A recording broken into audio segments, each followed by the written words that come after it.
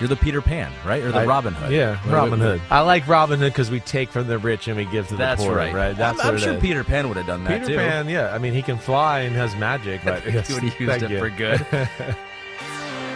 Yo, what's up? That's right. We're here. Robin Hood, not Peter Pan. Kind of disrespectful for my co-host. He should know the themes of the podcast all these years together. Yeah. I mean, there's a difference between, I was thinking about it, there's a difference between Peter Pan and Robin Hood. Robin Hood's kind of a badass. Peter Pan is not, okay? I'm not trying to be Peter Pan here, all right? Robin Hood was like, flames behind him with the fire, pulling the bow and arrow, trying to, take from the rich and give back to the poor. Got it. Right? There's a total difference there. So correct yourself. Don't you dare call me Peter Pan ever again. Right, Plus, I don't want to dress like Peter Pan, okay? I just don't want to dress like that. Or Robin Hood either. I feel like both of them. Well, Robin Hood Men in Tights I don't, but maybe normal Robin Hood, yes. So what is Peter Pan famous for? What did he do? What's his big claim to fame? He can fly. Okay, but... I know. So can birds. I know. So, yeah, he can fly, but that's I don't know, but he's a person that can fly. So there's a little more something to that. I'll be your Peter to your Robin. Okay, I'll do that. Yeah, I don't know what. I actually have been so long since I've seen Peter Pan. Right? I don't even know what the theme of the damn movie is anymore. Like, what the hell did he do and who did he save? Yeah. He stops Captain Hook. So he's got to be a kind of like a tough guy. Fighter. He's quick. He's quick. He's using magic, though. Sorcery. I forgot about, Captain Hook and all that. Okay. Thank you. Pete, who's got young kids, is, updating me on his current life right now and getting all the knowledge of that. Deep in that right now. All right, the Revenge of Peter right there. We're not going to badmouth him anymore. That's the last time on this podcast. All right, so Chris is drinking his coffee right now. I had a quadruple header last night of basketball. Great college basketball action last night. I don't know why I just brought that up. Well, no, I mean, because you've been here for what is it, 20 out of the last 26 hours, so you're a little tired, you're delusional. If I don't respond when you no ask energy drink today, though. No. That's impressive. I'm going to save it for later. We have 2 more basketball games later tonight, so I'll save that for later. Yeah, I mean, hey, the Pac-10 being infused into the Big Ten is the gift that keeps on giving for all of us. We're never shy of sports content here anywhere. I was saying today on Pro Football Talk, I am still not used to seeing... Because we have a big women's basketball, USC versus UCLA Big Ten coming matchup. Up. Right. It is so funny to see Big Ten with those logos. It still does not register in my brain. It's kind of funny how, just how you're used to people and their teams in their usual places. It was cool when it was Oregon football and you got Ohio State. You're like, wow, this is crazy. It's Big Ten. It's not as cool when it's like Washington men's basketball, last place in the Big Ten, and it's a 10 o'clock Eastern tip. That's the less cool part of it at this point right now. But that could change, Gotta take the good with the bad. All right, so if I'm brain dead at certain points, that's why. I'm just giving you a reason why here. But that's not going to happen because we got a good pod. We got the pick 6 here for the last time this season. Yeah. This is the last pick 6 of the year. The last pick 6 of the year. So you went to the film room, into the barn, looked at Super Bowl 59, tried to glean some extra insights, and you have done just that. We lay the Chiefs to rest for the first time in 3 years. Gosh, wow. Put them in the ground. We got the homie playoff predictions, who correctly picked, at least more accurately than most. Yeah. What happened in the postseason, we'll give you that. Right. We got some NFL news. If we have time, we'll catch up on that with Kellen Moore and the future of Aaron Rodgers and Deebo and T. Higgins. So we'll see if we have time for that at the end of the pod. But we start with number 1 in our pick 6, and this is going into the notebook. And actually, I do want to kind of start there maybe. Yeah. Let's just go into the notebook right away because we'll look at Chiefs O versus the Vic Fangio and the Eagles defense here. Yeah. We all saw the Super Bowl, and you watch it, but you do learn some more things when you deep dive into the film. I don't know that we need to tell the regular homies that, but if you're a new homie, it's just like there are more insights Definitely. You can get. TV can lie. TV can't tell you the whole picture, yes. right? That's what you want to see. Let alone sometimes you play a team that really exposes or glorifies your weaknesses even more, to where maybe you kind of gave them a free pass because they're winning, they know what they're doing, they know how to use their guys, right? But then they find this team where it's like, hey, we know how to take away a few of your things, and now the onus or the pressure is back on the guys, and you go, oh gosh, well the guys are less than. I think the banner statement to start off with is that it was the most underwhelming, boring Super Bowl film to ever watch in my life since I've been in part of this business. Right. Good night, everyone. All right, there you go. There's our deep dive. There was not a lot of schematical, what do I want to say, ingenuity or things where you looked at and were like, wow, like I've never seen them do this. This For both was teams? From especially the Eagles. The Eagles but kept it even the simple. Chiefs and the fact that they could never get going anything on the offense. I don't think you ever got to see them unlock their vault or what their plan of attack was because they never even got to stay on the field, the Chiefs, really. And then when they did get on the field, the game was over and the emotions were over and the Eagles were kind of just like, hey, we're just trying to not let you come back real quick here, and that's all there is to it. But yes, we've talked about the Eagles and the fact that the Eagles are so comfortable in the matchup. They got to play really probably the most boring schematical game they played all year because they were just like, hey, let's just start out playing simple and doing what we do. And I think we can beat them that way. And if we'll go and break the glass for plan B if need be. But, of course, they didn't need to, and they never had to really change anything about their approach. So let's show you the success or lack thereof that Vic Fangio had against Patrick Mahomes before this one, the first 8 games versus this previous Super Bowl. And we mentioned it on the podcast on Monday. The Eagles did not blitz once across 48 dropbacks, just the 4th time we've seen that in any game. That's crazy. In the next-gen That's stats another era. one that I don't think has been accentuated enough, okay? I don't know where I'm coming out with these big words today. I don't know why. We love it. All right? But either way, I don't think it is. No blitz 2024 football? The 4th time ever? Like, that doesn't happen. That's also, I think, just speaks again.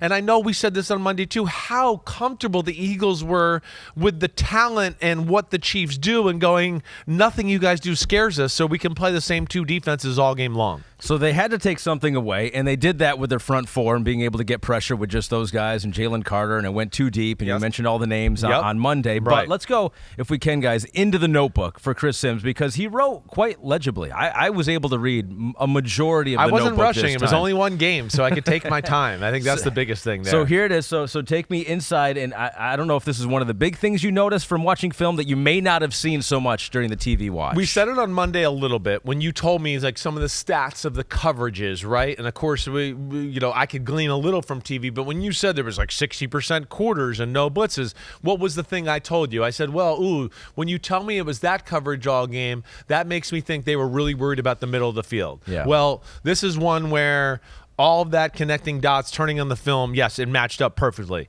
You could see the whole game plan to stop the middle of the field passing game. Chiefs only have one guy that scares you, and they don't throw the ball outside. Great by the Eagles, right? They have one guy. Xavier Worthy's really the only guy that has put any fear into anybody, and he's not towards the stratosphere of, we have to double him yet. Nobody's doing that in football. You heard me say before the show started, I've given the Chiefs a free pass because they win and because how great they are. They don't use the whole field. They are a team that could throw the ball down the field and outside the numbers more. Patrick Mahomes is one of the greatest arms ever.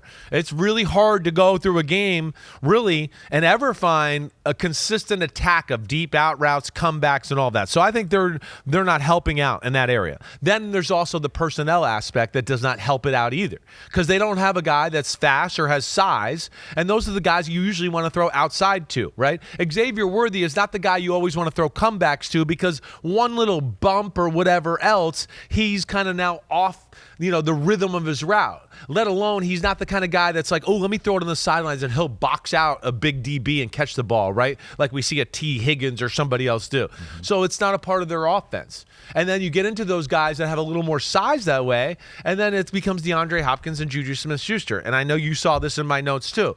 I mean, when they're on the field together, okay, right? And then because I'm watching the game, I'm watching the game plan, and I'm sitting there going, okay, well, why would they want to play this defense so much, right? In the middle of the field passing too. Okay, but yeah, with cover 4, like we said on Monday, it basically becomes man-to-man on the outside. And they were just like, we're totally fine. We don't care. Xavier Worthy can run, so we'll be ready to run when he's out there. But you saw in my notes, first off, with number 9 Juju and number 8 Hopkins on the field, there is not a slower duo wide receiver in the NFL. It's the slowest duo in the whole NFL. Not even close, right? So therefore, there's that. When they're on the field, forget whoever's on the outside there. You're not worried about any of them running a go route. You can't run a comeback, like a 20-yard comeback route with those guys because no one's going to back up enough to go, oh, wait, he might run the go route, so then you can put on the brakes and run the out route or comeback, right? So that's another thing they got to remedy in the offseason and figure that out. But yes, from the get-go, they played this quarter's coverage because they were worried about the Chiefs we've seen Mahomes do the RPO slants over the middle, right? or he kind of looks over the middle and they got either Kelsey short and then somebody goes behind him, or somebody else is short and Kelsey goes behind him. They usually find a defender to put in a bind where they go, well, you're high load. Which one do you want to choose? You're going to choose wrong, right? And with this coverage in quarters, you're not wrong, because now they can find numbers and enough people there to close down on those routes, and that was a problem for Kansas City throughout the day. The plays they like to go to in big situations were just not as easily had. So multiple things that threw them off that you saw in your films, and one was that they took away the things that they normally like to do, and so they made they pause a little bit longer or just completely go in a different direction. Also, once that rush started coming too, Patrick started that clock started going a little rushing, faster. exactly for him. right. We have some plays that we can show here, right? And these are second half plays when they really needed it. This was like last ditch effort.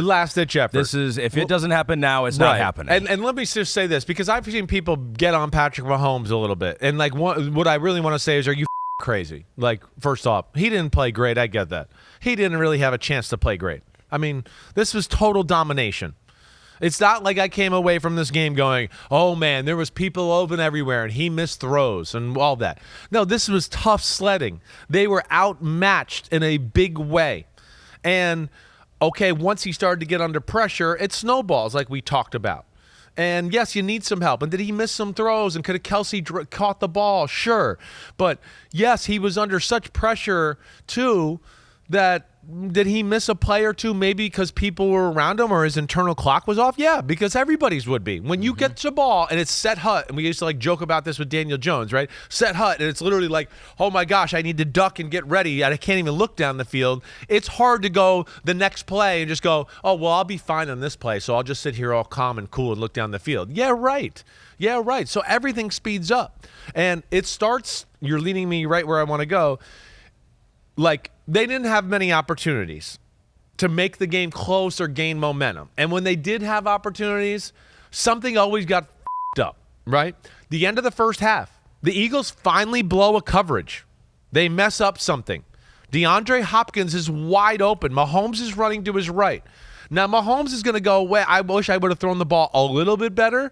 But DeAndre Hopkins, with nobody in the screen, is going to catch the ball and run for at least another 25 to 30 yards, and they're going to at least be in field goal range before the half, let alone they're going to have enough time to maybe score a touchdown and maybe just change how the game was going. Again, the Eagles are going to win no matter what. It just might have made the third quarter a little more fun for us to watch and kept the game competitive, right? And you want to keep that pressure there because then maybe the Eagles mess something up and all of a sudden you're going, wait, we're getting killed? And we're back in it because, they pissed down their leg and messed something up all of a sudden, right? So they missed that opportunity, and there's their chance there. So now they get and they get that. You go, hey, they get some points before the half. We know they get the ball at the second half. Yeah. They can do the Belichick Patriot thing, and hey, 24-10, 24-14, whatever, and all of a sudden we got a game again. But Hopkins looks like he stubs his toe and trips as the ball's in the air. Let alone he gives Mahomes a horrible angle. He's running straight across. As the ball goes in the air, he starts to fade away. And so that didn't work, right? So Mahomes wasn't like perfect again, but there was always something wrong. The only play I'm going to totally put on Patrick Mahomes is the second interception. Right? You saw it in my notes. It's 3rd and 16. I've never seen him do anything like that. That makes no sense. I mean, where did I write it? I just want to make sure sure. 3rd and 16, so bad. One of the worst plays of his career. The down, the distance, the situation, the throw. He threw the ball. It didn't matter if Cooper DeJean didn't intercept it. I think Quinyon Mitchell's going to intercept it anyways. He threw it behind the guy, right? The decision, all horrible. Even if DeJean doesn't get it, I think 27 will get it too, right? You could see. If you watch, I mean, again, there's clues. If you watch the play, and you're seeing here on Next Gen Stats, if you're watching on YouTube, like when the ball goes in the air, Hopkins is starting to slide and slow down because he recognizes it's behind me. I'm going to have to go down to get it. It looks like even with him going down to get it, he's not going to be able to stop enough to stop himself with the ball. It looks like Quinyon Mitchell is going to get the interception even if DeJean doesn't. But the situation and where they were at the game and 10-0 and all of that and 3rd and 16, that is the one play I will put on Mahomes, and I still cannot believe after all these years of playing and the greatness we've seen him that he made that decision right there. That is the only play of the game that I will sit there and go, I can't believe Mahomes did that. That was horrible. And, of course, it was a big moment. You can't take that away. That's so he's clearly all jacked up. They're down 24-0 at halftime. Right. First drive of the third quarter, you're like, okay, is there any chance whatsoever this is going to be a game and I'm going to actually have a good Super Bowl here? Right. Or at least a fun second half for a few minutes.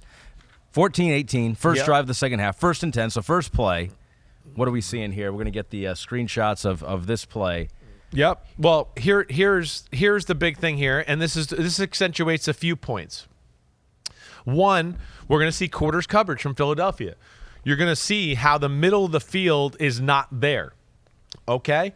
And here's one of the few instances of the football game, too, where if you want to blame Mahomes again a little bit, you can. But this is a hard one to blame him because he's been under duress immediately almost every time he's dropped back to pass at this point of the game. And just so we can clarify, quarters, once again, is... Quarters is like basically the two safeties in the middle. They're not going to go deep. They're going to be two safeties. They're going to kind of stay around 12, 10 yards, and they're going to look to come downhill. They're going to look for guys running in-breaking routes over the middle. That's basically what their rules are.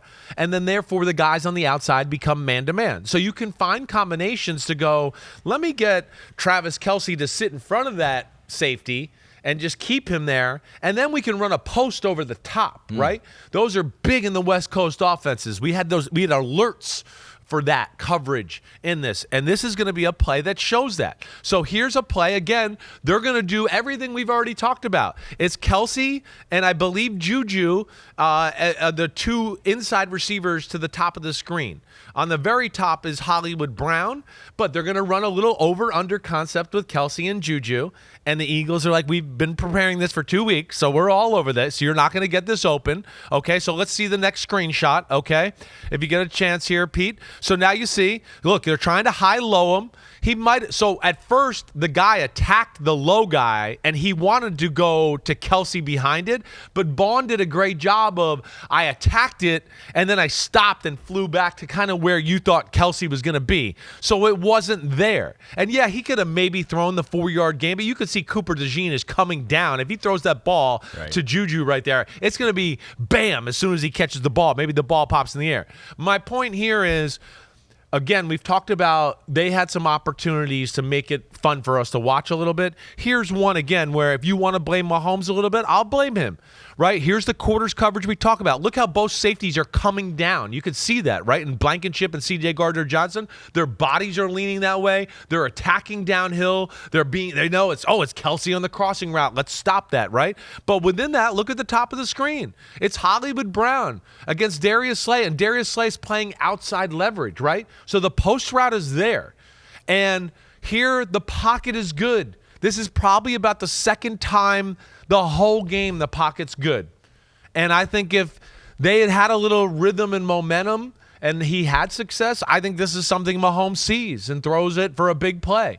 But he's rattled, and he's had people around him the whole game. And he's kind of taken the approach of, let's just get some momentum. Let me get some completions. I've had people on me, so let me get the ball out. And therefore, I don't know if we have one more screenshot to go along with this, but now he doesn't know what to do. And you could see there's a chance here for him to throw this ball, and even more so if we saw it down the field. But Mahomes stepped up in the pocket, and instead of just staying where he was and just trusting his O-line, he kind of panicked and ran up too far, and he ran into trouble. And he got sacked, and that sack was on him, certainly. But that was one big moment where you looked at and go, oh, they could have made a play there and could have maybe made things interesting. So then the very next play. Let's show the very next play again here, because it's a similar philosophy for the Eagles and Vic Fangio again. It's just always something. It was always something. Whether it was Mahomes missed the throw, Kelce dropped the pass, everybody's open, this guy missed the block, now we did block and the guy's open, and damn, the quarterback didn't see it, right? It was always that. They picked the worst time to play their worst football. So here's another play. They're figuring out how they're being played, right? The last play, the guy was open. right? So they're on the sidelines coming out in the second half with the right plays called. They're going to call the right play again here. We're going to see Hollywood Brown and Xavier Worthy on the top of the screen. Down here, we got Kelsey, and I believe it was Watson. It's 2 tight ends, whatever. It's basically clear everybody out so Xavier Worthy can run through the middle of the defense on basically like a deep post route. A little different than the post route we just saw. This one's like a middle post right down the middle of the field, right? So now, here we go. It looks like it's quarters coverage again, Ahmed, right? Yep. Here we go. Set hut. Let's see the next picture, Pete, when you get a chance. You're going to see Xavier Worthy is right above the L on the NFL, right? It's quarters, like I told you. And they got Kelsey running an out route down here at the bottom of the screen to take the corner out. The other tight end is going to run a deeper out route to take that safety out of the way. And now there's going to be nobody over there, and Xavier Worthy's running over the top over there. Now, he's not there yet. And because Xavier Worthy's small, I showed you this on video a few seconds ago, he gets bumped, and he gets bumped a lot, okay? But look at where this is about to be. This is about to be him with nobody. C.J. Gardner-Johnson's the only one paying attention from him, and he's 7 yards away from him, and he's not as fast as Xavier Worthy. But look at the pocket already. Mahomes is already on the ground. Mahomes is on the ground. Xavier Worthy has run 14 yards down the field. Right? This is the fastest player in football. Do you know how long it takes him to run 14 yards down the field? Like 1-point-something seconds. And Mahomes is not under pressure. He's on the ground already. It's on the ground. It's not like, oh, people are around him and he can't do it. He is already laying on the ground. And that's, to me, this is why I wanted to show these plays. I think just showed so much of the overall theme of the game in general. So it was just complete domination. Good game plan. Yeah. It was all they needed to do. That's it wasn't all the they smartest needed to do. I mean, I guess it was a smart game plan because you didn't overthink it. I have criticized them for being like that, right? Yeah. A few weeks ago, I actually said, like, one game, I was like, I give them credit because I thought they should have been more aggressive, but here they are in the fourth quarter doing what they do, and the other team can't move the freaking football, and they're winning by, the other team's got 14 points, so it's hard to argue about it. I thought this would be the team that would finally be like, oh, crap, we can't do it. They're finally going to bend us out of what we want to do. But kudos to Vic Fangio for recognizing the matchups, recognizing his team was better, recognizing where the Chiefs wanted to attack. I think all of that.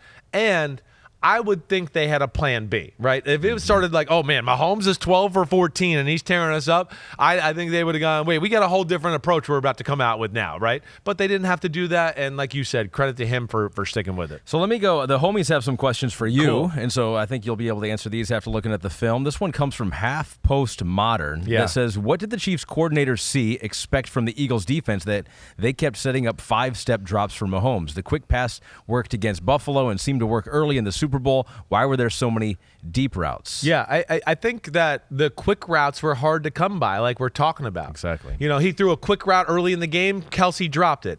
He had another 3rd and 3 where he threw it real quick, and he tried to get it in the zone real quick, and he made a bad throw. Let alone, like I was telling you, and that's what quarters is, it's kind of attacking down those lanes. So, like, sometimes, as a quarterback or even watching TV, you're going, wait, that guy was open right there. But as a quarterback, you're going, yeah, he was open, but, man, the window was really tight, and there's a guy bearing down. And it was one of those where you feel like if I throw it, it's going to hit him in the chest, and someone's going to hit him right as he hits him in the chest, and the ball's going to pop in the air. So you don't feel comfortable about making some of those throws.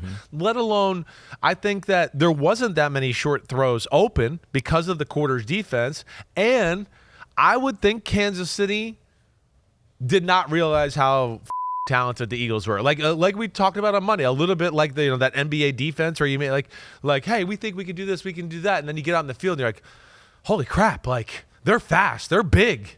Like, yeah, there was a window there, but it was there like that, and it was gone. Like, I had to be perfect, or it was gone, right? And I think that's a little bit where maybe the Chiefs misevaluated. And, at the end of the day, too, when the front four can do what they do, I mean, we didn't even talk about, really, the theme is just the ass whooping up front. I mean, the ass whooping. Joe Tooney got destroyed. Jawan Taylor got basically destroyed. And, yeah, they had to help out on Jalen Carter in the middle.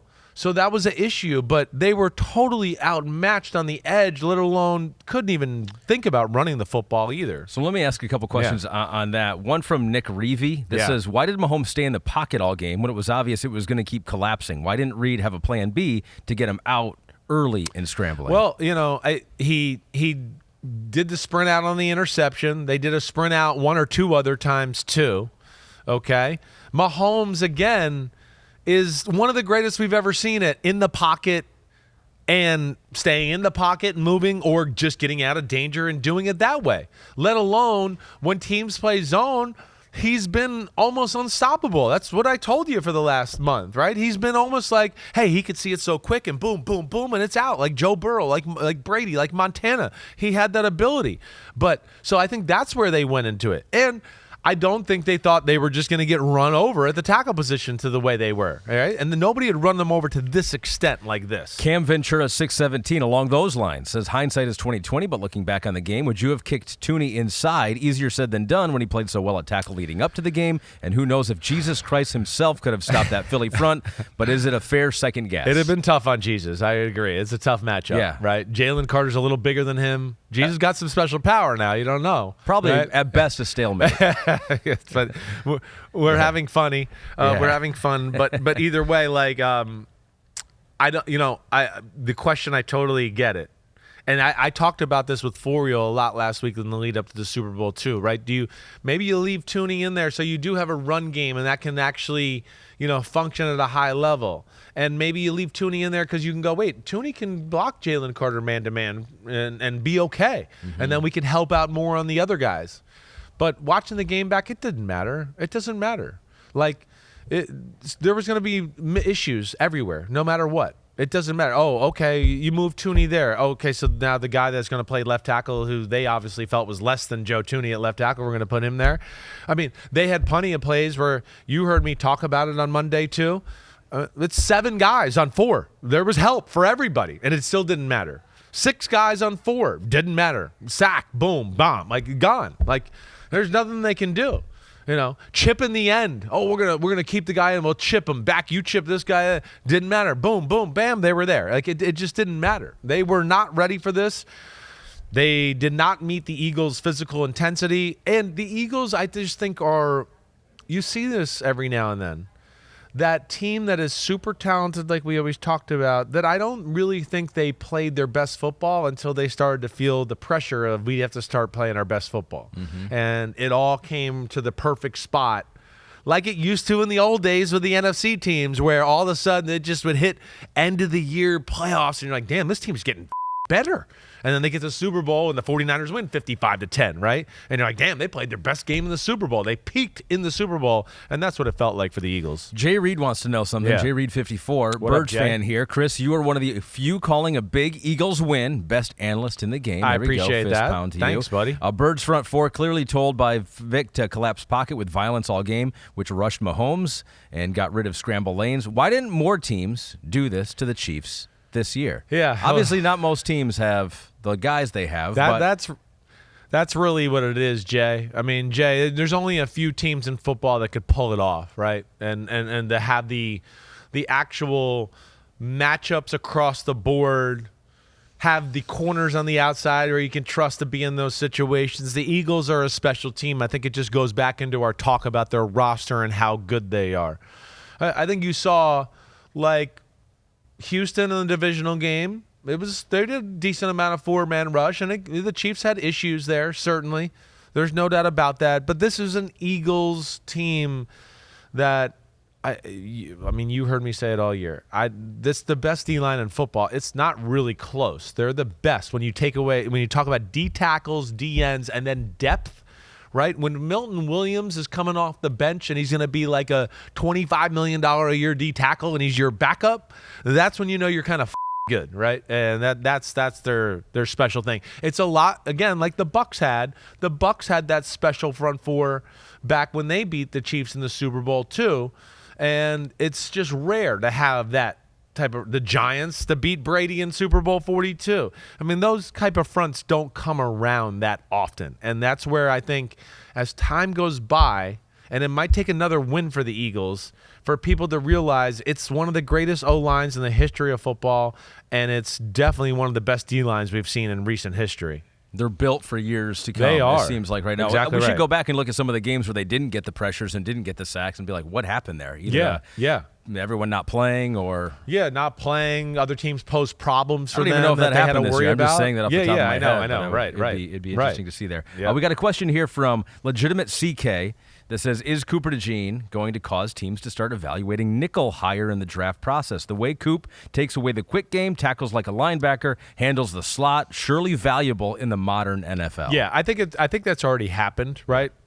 I think your thought is right on there, Legitimate CK. Like, it's a pretty popular. It's why your Brian Branch is in Detroit. Yeah. That's that guy, right? Kyle Hamilton playing that position for Baltimore, really, for the most part of his career.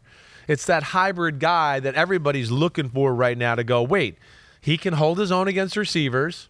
Oh, he's strong enough against tight ends. And, if they run the toss sweep over here in the run game, he can make tackles, right? And, that's where Cooper DeJean is special, let alone where I'll say I was wrong is he's a better cover corner than I even thought he would be, right? I think all along I told you I thought he was a top safety in the draft. He was that guy. He was what I thought they would use him as. But when they did put him outside or he had a cover, he was better than I expected. That's one thing I'll say that I got wrong, and he was better than I gave him credit for in that department. But I think, at the end of the day, this is the new fad, the new thing in football. It's just, can you find that guy? Like Jalen Ramsey's also that guy a little bit. That's what Jalen Ramsey does. He's not the shutdown outside corner. They play him a lot of that safety, nickel, hybrid, blitz, stop the run, cover the tight end, be annoying in the zone because you're long and all that, right? So it is a position that I think a lot of teams are looking at. So one more thing on the Chiefs offense for me here. They got a lot of free agents at wide receiver. It looks like Hopkins and Juju and Hollywood Brown as well. And so they have Rice coming back. You got Worthy right there. But who knows what's going to happen with Travis Kelce? Yeah. Like, watching the game, I kind of got the vibes of, like, a running back turning 30. Not that you want to, overreact to what you just saw because they played, as you just mentioned, one of the most dominant defensive lines in football history. But it almost felt like one of those things where it's like, okay, how much of this year was not all smoke and mirrors, but a lot of the close games, they weren't quite as good as their record indicated. And you're like, man, did they just turn 30? Did they just... I don't know what we're going to think of the Chiefs next year. I won't be picking them to go to the Super Bowl, and I don't know how many other people will, but it just kind of had that feeling of, end of an era type loss. They definitely got to, recalibrate, right? I don't think it's hard to win the Super Bowl and be the best team in football without really being dominant in any area of your football team, right? Mm-hmm. That was the one thing we questioned. Now, they were this one team where, we've been talking about it for a year and a half, where I've never seen a team do this. This is like, it's magic. It's magic. But, it's hard to win the Super Bowl going, we're just going to keep games close, we're going to out-situational football you, and we're going to be clutch at the end. That's hard, right? I mean, usually the teams we see win the Super Bowl have dominant aspects of their team that, made life easy on them at times, or really made a team bend the way they wanted to play because, this area of their team's so elite that we got to think twice about how we attack it, right? Right, like the old conversation of the other team playing the Ravens offense, right? They have to actually adjust the way they play because they know their defense isn't going to hold up against the Ravens offense, right? And that's where they don't really have that this year. And they ran into the buzzsaw of a team that was certainly not scared of them, and then just so much more physically talented that we're going to do situational football and we'll just keep the close game. That's just not enough in this type of matchup. You ready to flip the page to the other side of the ball here? Let's do it. Pick 6, number 2, Jalen Hurts, that Eagles offense versus Steve Spagnuolo and the Chiefs. In watching the film, was there anything that Steve Spagnuolo, who you've been very complimentary about, probably the most well-respected defensive coordinator in the game right now. Right. Is there anything in the game plan that the Chiefs did that you were like, man, they could have done something a little bit better or different? They played really well. Right. When you look at it and go, man, 14 points were given basically by Mahomes in the interception. Yeah. One was Joe Tooney getting knocked into Mahomes. So that's another one. That's another play that goes into that where Hollywood Brown's wide open for a 20-yard gain. He's going to hit him, and he gets hit as he's throwing interception, right? Always something wrong. I can't look at Spags on the defense. They did so much well. They did. They were compromised big time. If I have one thing I would say maybe I wish they would have done different, and I think you saw it in my notes, is just that I think they could have probably been even more aggressive. To me, I think there was a point where they could have just gone, let's blitz every play. It doesn't look like they know what to do. They're not handling it all that well. The interception Hurts threw was a blitz. Some of the sacks he took were blitzes, right? Really, a few of the majority of the negative plays the Eagles had were when Spags tricked it up in a big way. But, man, did they play physical? Did they play tough, right? Even on plays where they played the pass and the Eagles called the run, I went, wow, man, good job by them. They manned up right there. At least they didn't get gashed, right? Now, I don't know if they could have done that consistently, but the Eagles put you in so many binds, and that's the problem with them, and you have to pick your poison, and this was a day where they picked their poison. It was stop Saquon, and they got poisoned and died by Jalen Hurts in the passing game. They're dead, and they will be buried later on in the pod. Perry the Greek 77 says, why did Spags keep running cover 0, leaving his DBs on an island? It burned them a ton of times. The Eagles' protection seemed solid all day. Seems like Spags either didn't adjust or was just outmaneuvered. Yeah, no, there was, he's correct with a lot of what he said right there. I mean, I thought, really, I wrote 11:56 in the second quarter was the first time the front four got pressure. Okay, so that's why he left guys one-on-one, okay, was the fact that, like, he had a blitz or he couldn't get pressure. I mean, flipping the film over, I watched the Chiefs offense first because that, to me, was like the thing to watch first, right? Then to flip it over and go right into it was like, oh, my God. I mean, this guy can bake a cake and some donuts and some other stuff too, and not even have anybody around him. It's not even fair, right? The Chiefs from the get-go of the game was like 4-alarm, like change the defense with every movement or snap, whatever. I mean, they were moving around and stemming into a different defense before the snap on almost every play to start the game. Like, here we are in this defense. Boo 45 said, get into the other defense. Hut, right? I mean, that's how they played the first half. Yeah. So that is to the reason of what at Perry the Greek 77 is asking is one, you got to worry about that run game and that O-line, and they were outmatched that way. They were. And there's no way they could have just played pass defenses and helped out the two receivers, and they would eventually got gashed by Saquon Barkley. You saw that a little in the second half, late in the second quarter into the third quarter, where they tried to play pass defense, and the Eagles started to get in a groove in the run game, and you went, oh, wow, that didn't look good. So I think that's really kind of the answer all over there. The most next-level thinking comes from Dat Fifth Base Doe, who says, how was Saquon not the MVP? They obviously had to sell out to stop him. That opened up everything else for Hurts, therefore easily the most valuable single player. Certainly compromised what they could do in the passing game, and I think that this will be, so there it is. That's 2.3 yards per rush. He had only one worse game this season. That was week 6 versus Cleveland, where he had 47 yards on 18 carries. But the Chiefs are incredible. The Chiefs are incredible. I mean, and they're incredible at stopping the run, doing all that. Those teams even would sell out to stop Saquon Barkley and not be able to do that. Yeah, right? yeah. I mean, yeah, we've seen a lot of teams. I mean, again, like we talked about with the Rams game, the Washington game. I mean, they sold out on some of those runs where he's hitting his head on the goalpost for a 50-yard touchdown. They sold out. So it still wasn't like, you're definitely going to stop it just because you sold out. Not that. But, yes, when you talk about the number one thing on the football team that the other team had to bend or worry about, of course it was the run game and Saquon Barkley. Of course.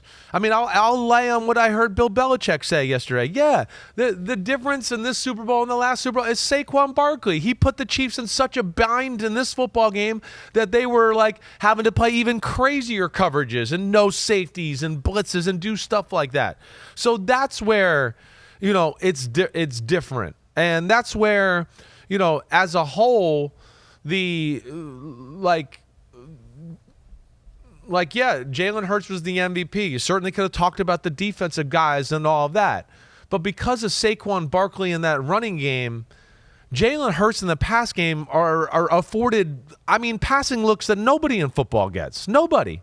Right? Like where Mahomes would be like, oh my gosh, could I please get that coverage, please? Was somebody like, can I get those two receivers and get that coverage? I mean, everybody in football, Josh Allen would be like, oh, please let me have that coverage and those two receivers. Right? But because you have to bend to such a degree and play such a style of defense to slow down that aspect, yeah, It compromises a football team. And as a whole, yes, of course he's the MVP of the team. He's the MVP. And this is the difference.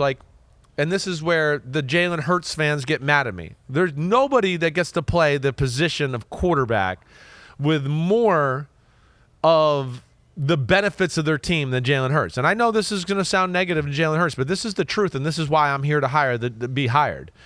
Nobody gets the benefits of the team and what they do to help me look good more than him. There's no top 10 quarterback in football that gets that benefit. And let's just think of the Chiefs and how teams prepare for the Chiefs. Literally the first three things out of a defensive coordinator's mouth have everything to do with Mahomes. Oh, we got to make sure we confuse Mahomes. We can't let him sit in the pocket all day. Oh, the number three thing is, when he does leave the pocket, we got to make sure we stick to receivers downfield in the scramble. Oh, and the number four thing is we probably need a QB sky. When you play the Eagles, it's, man, the O-line, we got to worry about putting some extra big people in. Oh, man, we got to worry about Saquon. Oh, how do we deal with Devontae and A.J. Brown? And then becomes Jalen Hurts conversation when you talk to a defense or a defensive coordinator. And there's a difference there. And that's where I know people think I'm being a hater on him. I'm not. He did great. I'm just trying to tell you that because of the way their team is orchestrated, right, he gets some looks that other quarterbacks just don't ever get the benefit of playing against or throwing the football against, and especially with those two receivers. Well, this will be the most aggregated part of the podcast here. Help Fight 81 says, it was amazing. Go Birds. Did your opinion change on Hurts? Did it change at all? Did he show you?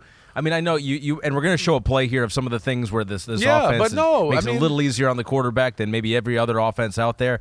But did you see anything in this game that was like... My opinion's been changing. I made him number 9 last year. And again, let's not forget how many Eagles fans said I was too high to make him 9 last year. I can't win with Jalen Hurts, right? I can't win, so I don't know what to say anymore. I'm not trying to appeal to anybody. I don't care, right? The one thing I liked about his game over the last 2 years, even last year, and you heard me say this in the quarterback breakdown, he is playing better in the pocket. Now, this year was not his best year, and he did not, right?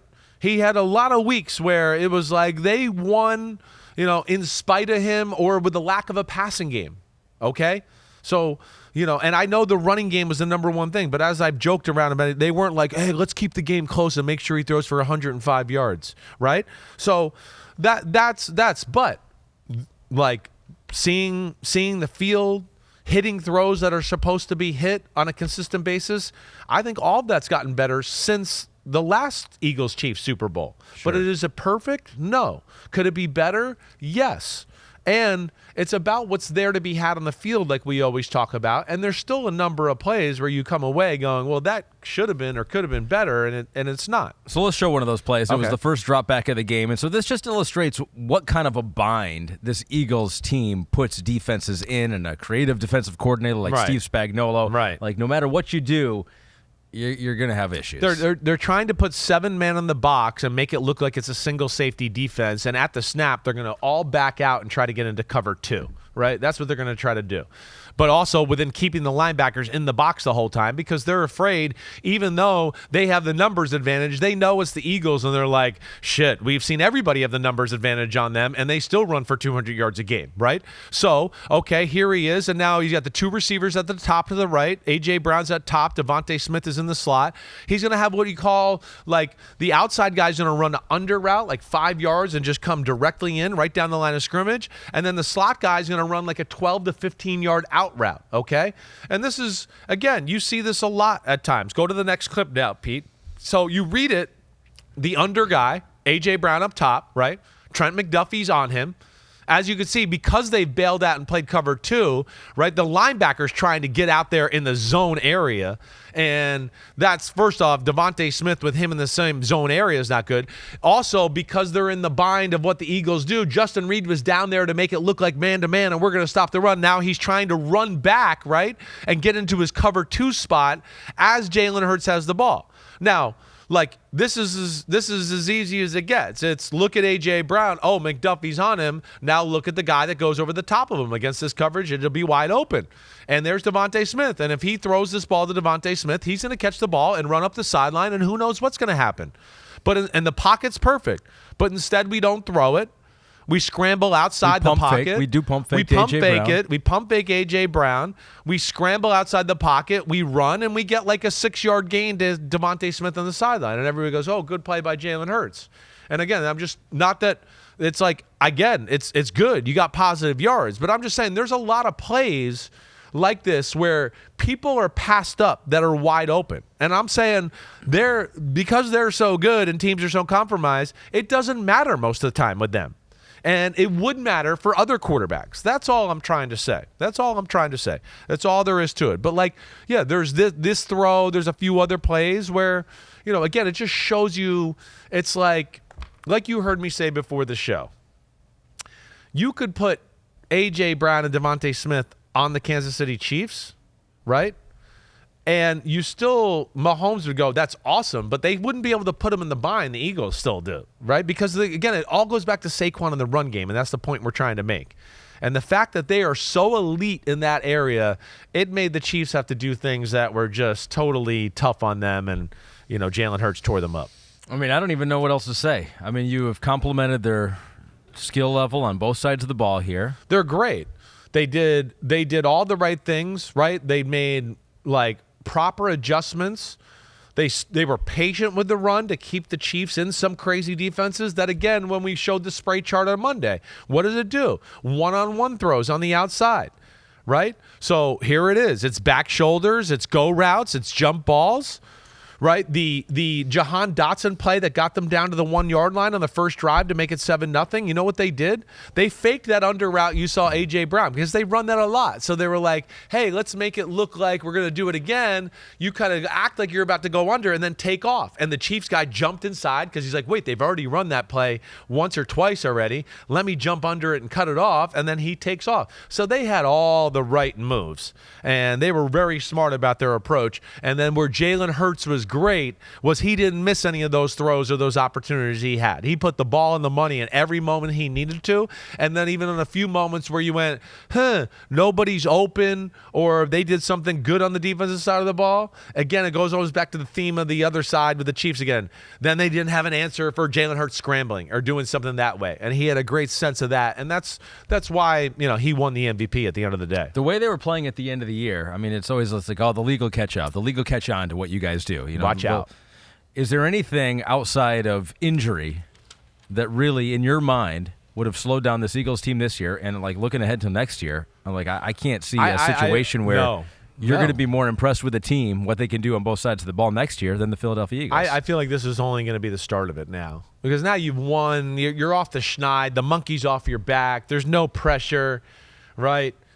Now it's like, hey, we were awesome at this year, but I think we could be awesomer if we add this few plays on offense and this few plays. Like, you're going to be able to play with house money a little bit that way.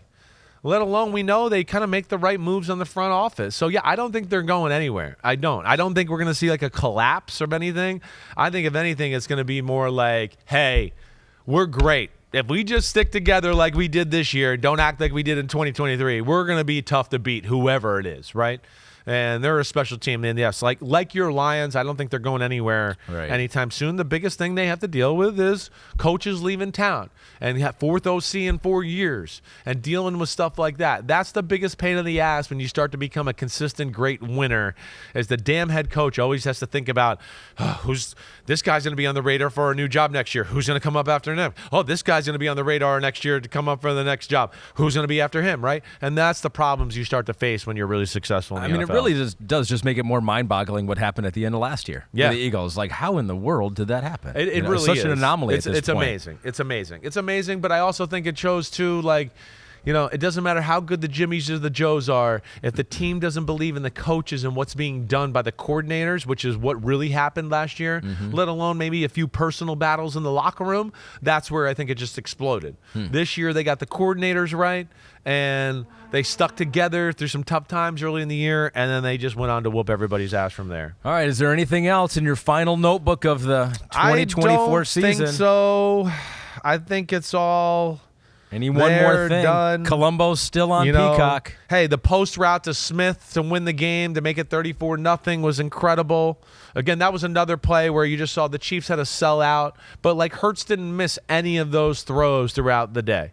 When there was somebody there to be had or open, he hit him, and that was big. But it was an ass whooping, and I think you kind of said it at the start. The fact that no blitz, play the same coverage the all game, right? Stuff like that. Those are a few times where you can look at the stat and go, "What? That says a lot." Those stats say a lot. That says ass whooping, and that's what it was. And do you get the feeling like me, like the Chiefs were a running back that turned 30? They were Sean Alexander, Terrell Davis a little bit. Did you get that feeling at all?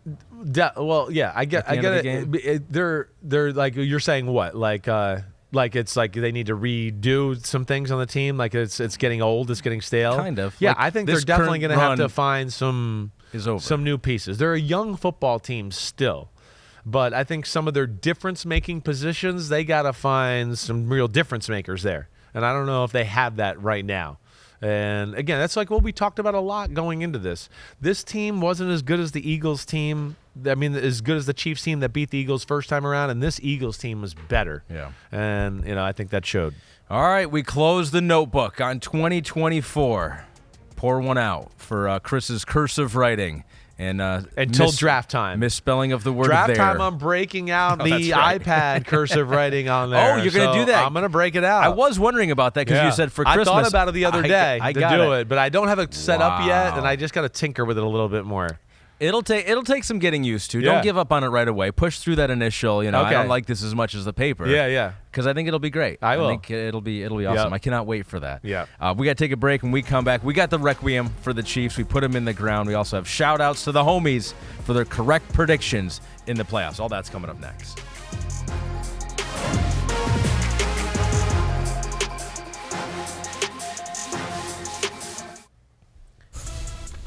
This is coming up Thursday, 10 Eastern. That's 7 Pacific. A top 10 battle. Women's hoops between two of the best players in the country. Number 1, undefeated UCLA. Lauren Betts face number 6, USC, and Juju Watkins. Coverage begins only on Peacock, 9:30 Eastern. Big one. I think that might be our biggest basketball game, men's or women's, of the year. That's pretty amazing. I mean, Juju Watkins, of course, is definitely one of the 2 or 3 best players in college basketball, for right? Sure. Yep. I haven't watched UCLA basketball, the women play yet. I mean, I know they've been. It sounds like it's them and South Carolina again that are the dominant teams, right, so far. Mm-hmm. So I'll be pumped. I'm going to try to watch this a little bit and check it out. Yeah, South Carolina's lost a couple times. I'm not doing that one. No, we got a great team on the women's side that's going to do that one, so I get the day off. Okay, I get to watch you. that from the comfort of my own home. Cool. So I will be doing that for sure. All right, I'm number 3 now in the pick 6, and this is time to lay to rest the Kansas City Chiefs. We haven't had the opportunity. You're really going to do that to that. Taylor Swift? That's so disappointing. She goes in there. She goes in there too. How dare As you? you will see. 43% of the homies had them in the Super Bowl. The next highest team was the Lions at 34%. Yep. 28% had them winning it all. That was the most. Next highest was the 49ers at 13%. And so none of that happened. We put them to rest for the first time in 3 years. This is the Requiem for a team for the Kansas City Chiefs. It's over, you failed, got crushed, derailed, 3P, not close, your play, so gross. You just like one tweet, now you're a former Swiftie. We're all in shock because you guys can't block. You know it's over when Simms says you're not top 10. You got hit in the throat, now you're no longer the GOAT. Death comes for us all when you play bad ball.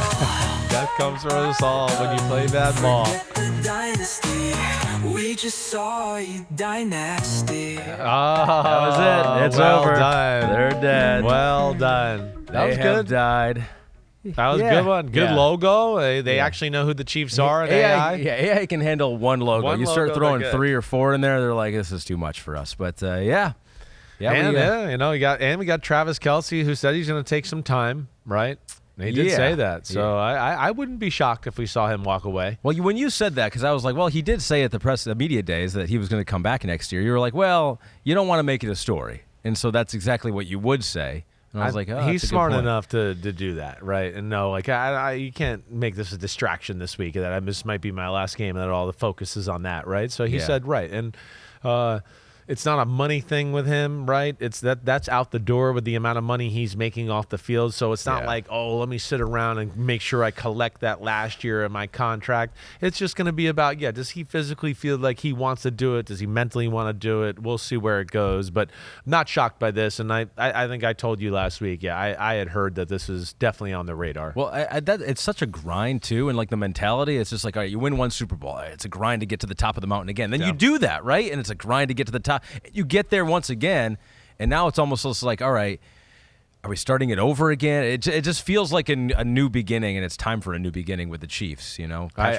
Build around and Patrick Mahomes. Maybe he'll feel that way, and he'll take his new beginning into his after career endeavors, which is his podcast, commercials, whatever, hanging out with Taylor Swift, whatever. I mean, he's killing it. He's winning in life. We know that. All right, so we go on now to the homies predictions. This is number 4 in our pick 6. How many of you had the Eagles winning the Super Bowl? 14% of the homies had them winning the whole thing. Yep. Congratulations, you're right. That was the 6th highest of any team. 7%, 48 homies had them winning it all. So there you go. So that's winning it all. So 42% the Super Bowl, 7% winning it all. 20%. Wow. Or 20 homies, excuse me. 20 had out of them the 48. winning the Super Bowl over the Chiefs. Right. And so the exact Super Bowl matchup. So of those 20, we've got some special shout-outs Let's here. do it. Brandon Wilkins, Eric Stillman, Harry Reynolds, and Mehmet Yiggit, who also nailed 6 of the 8 division winners. Special homie ballers right there, okay? Way to go, Brandon, Eric, Harry, Mehmet. I mean, way to go. Domination. And then we had Chris Webber, right, former NBA All-Star, Michigan Damn, Wolverine. Don't call timeout. Don't call also timeout. had the Bills losing the AFC Championship. So kind of had that to add on to everything. All right, Chris Weber, Weber, we're not sure exactly, but it might we be went with Weber. Weber. We're not sure. We're we'll not say sure. it both ways just to make sure we get it right. And then we have Mike Royton, who is the biggest winner, according to Pete here. He's gone through, he's sifted through all this. Right. He said, Mike, you're the biggest winner. He had both 6 of the 8 division winners. He had Chiefs over the Bills in the AFC Championship. Wow. And he had Eagles over the Chiefs in the Super Bowl. He had all that. Wow, impressive. Way to go, Mike. I mean, that is. You dominated. To have that before the year, right? I mean, damn, don't come from my job, okay? How dare you try to predict things before. He gave us the answer key. We didn't realize it. But Eagles over. I wonder who he had. Who do you have the Eagles playing in the NFC Championship game? Do you know, Pete? Probably my the Detroit Lions, maybe. Lions or 49ers, I would think. I mean, the only gripe you can have with Mike is you go, it's a little bit chalky, right? You look at it. He had the 49ers, and so that would be a little more chalk. So you're like, sometimes chalk is the way to go. Exactly. It's what I didn't go chalk this year because of the sake of, like, I kind of went chalk the last 2 years and picked 49ers and Eagles Chiefs, like, back-to-back. So I was like, it can't be that again, right? You talk yourself out of chalk sometimes just because for the sake of talking yourself out of it. Yeah. So I give him, like Vic Fangio, way to go, Mike, staying true to your game plan. Keep it simple, and just win That's that right. way. Right. All right, we got to take one more break. We'll turn the page to the offseason, talk about some of the news that's been out there on the final segment here of Chris Simms Unbuttoned.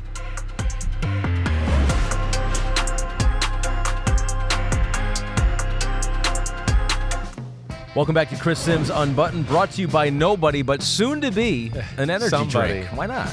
Give me an energy drink sponsor. Chris would bash you, though. That would be the only problem. I know. That you would it be might derogatory.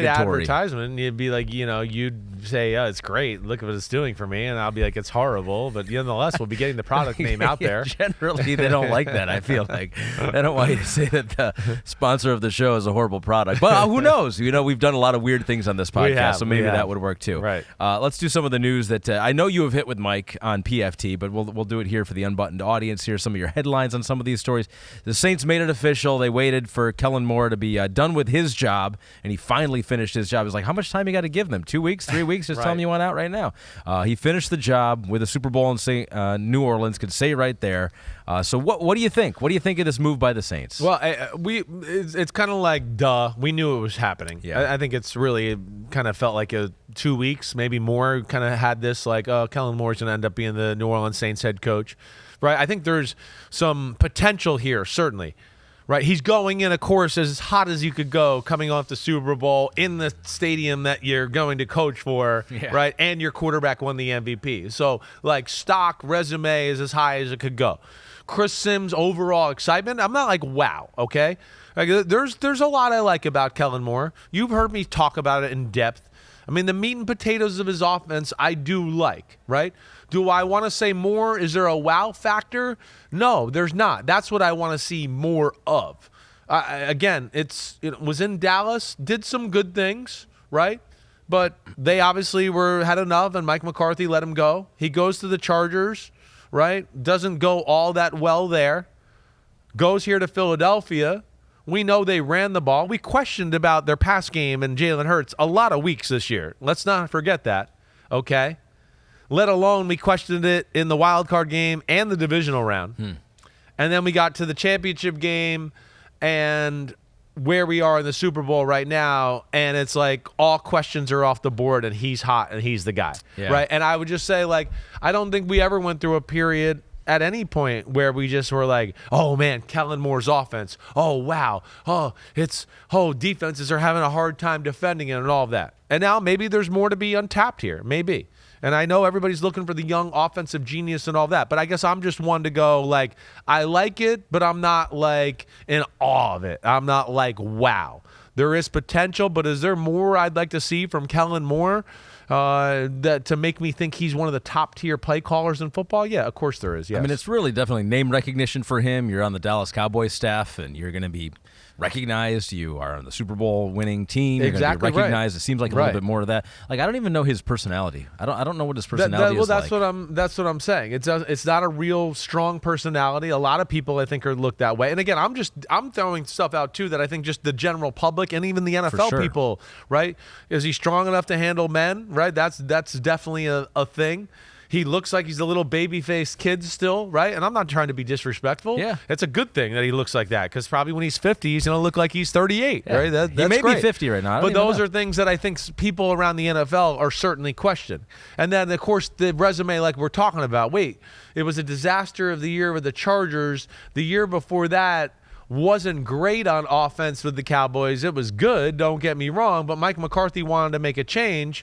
And I think there's a little of a question, at least for me, with Kellen Moore, is it's just like, you know, like I said, the meat and potatoes are there, but how great is it? And how much is the team or the players, right? In his best years with Dallas, they were pretty talented on offense. They were talented. I mean, it was Amari Cooper, 3 and 4 years ago, along with CeeDee Lamb and the offensive line that was really good. And Tony Pollard was there with the Zeke Elliott that was 4 years younger, right? Yeah. This year, of course, we know it's top-tier talent. So that's what I'm just saying. I'm interested to see, and we'll see where this goes with Kellen Moore. The coolest thing about the NFL and sports in general, we're going to find out. We're going to find out if it works there in New Orleans next year. They're not in a great spot with the roster construction and the salary cap. They got some things to figure out. The quarterback, right? Derek Carr, all of that. A little bit of a rebuilding, no doubt, on the horizon there. Let's go to the next one here. It's a report with the Jets and Aaron Rodgers. Now, this one confused me a little bit. It confused everybody, dude. So Jets are moving on from Aaron Rodgers. We saw that during the Super Bowl. Jay Glazer reporting that. And then we also see, reportedly, they have told Aaron Rodgers to ditch Pat McAfee and fully commit to the offseason if he returns. And so which one is it? Are they moving on, or are they like, we're moving on if, or did he already say, no, I think the news is backwards. That's the problem. So they told him that. He said, I ain't ditching Pat McAfee, and I don't want to do all the offseason stuff. And so now they go, all right, then we're moving on. Exactly. Okay. Now, it's odd. I'm with you. I mean, it was like, what? All right, wait. Definitively hear Jay Glazer on Sunday be like, they're moving on. Yeah. But then to hear, wait, there was a meeting. Oh, so they were thinking about it. Yeah. They obviously were. And this is one of those where, again, in my life, and I think you know me well enough to know, I'll figure out the story here in this next month by talking to some people. But I don't know exactly what went on here right now. I don't know. But it has all the looks of, hey, let's bring him in. He flew to New Jersey to meet with the Jets people. So they obviously wanted to convey their message, say how they were going to approach things this offseason, and see how he handled that. Obviously, there was something there that didn't mesh. Whether Rodgers was like, wait, I don't like that, or he showed body language or eye rolling of like things they said, I don't know. I don't know what it is, right? But there's a lot of things there that, you look at. Like, is Rodgers going to be willing to change? Like, he's not going to be able to run his offense. I'm pretty sure that's what they told him. Like, no, we're running what we did in Detroit. We brought Detroit people. That's it. There's no more, like, we're going to check to 3-yard passes all game. That's done, right? So, to me, it feels like they had this meeting. They both laid it out there, and they probably were both like, let's just go our separate ways. That's what it feels like to me. Yeah. But I don't know that. Interesting nonetheless, and I did find it, just like you, very interesting, the fact that he even did fly here, and there obviously was consideration about maybe we should go forward with him. Yeah. Well, my gut in hearing that, too, is just a new regime. You got Aaron Glenn there. I would think they would just go, hey, you played well at the end of last year, right? Like, we don't know you. Let's just meet face to face. Sure. And if you're willing to give up all this other stuff that you're doing off the field and fully commit to, like, the mission that we're trying to do here in New York, let's work together.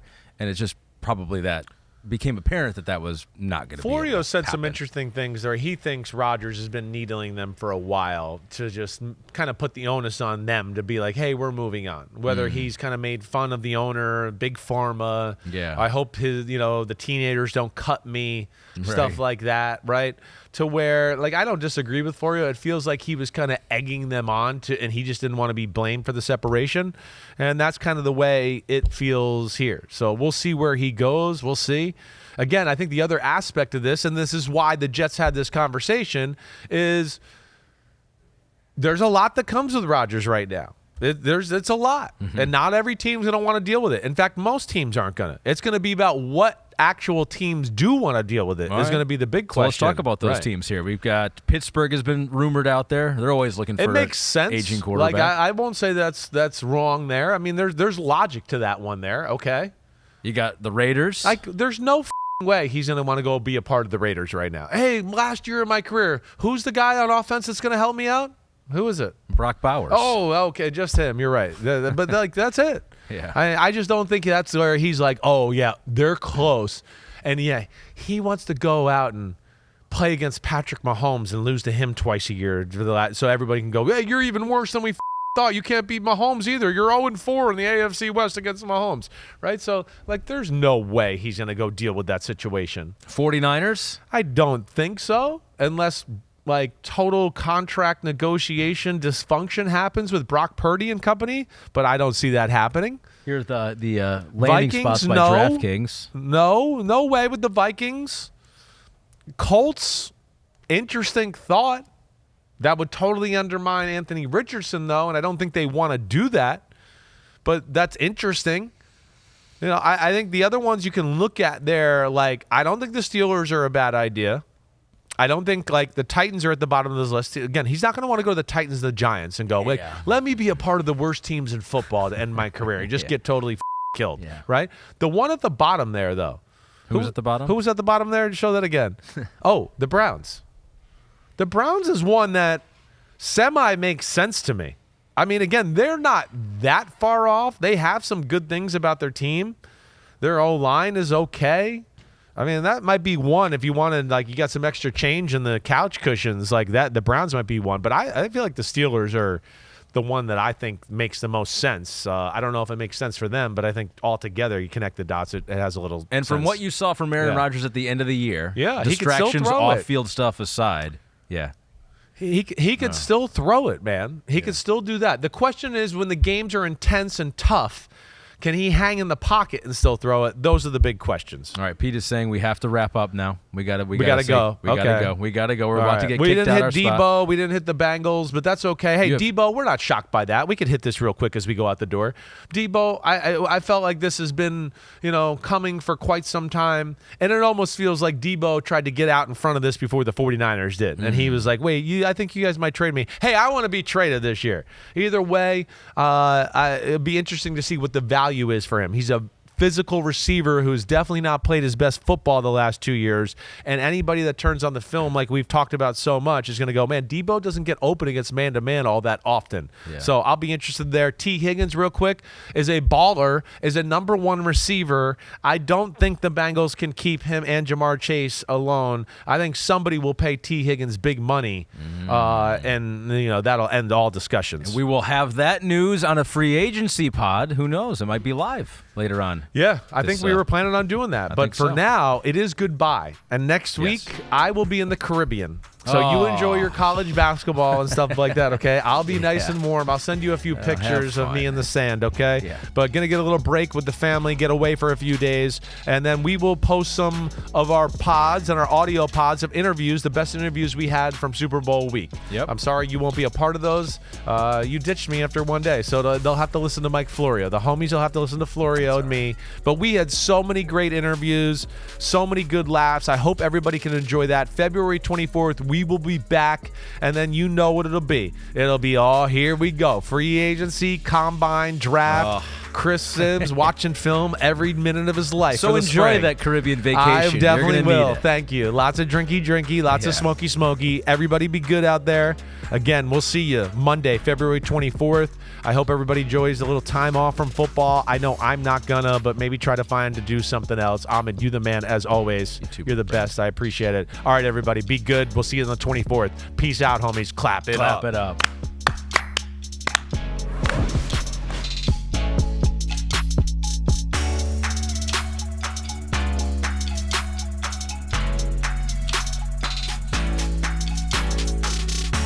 Thanks for watching Chris Simms Unbuttoned. Hey, just because the season's over, it doesn't mean we're over. We ain't going anywhere. The NFL never dies. We're staying right here. Hit subscribe. We got every NFL move. We'll react to that. Plus, Chris has got 4,719 draft prospect profiles to do. Thanks again for watching. Subscribe. You know where to find us. Peace out, homies.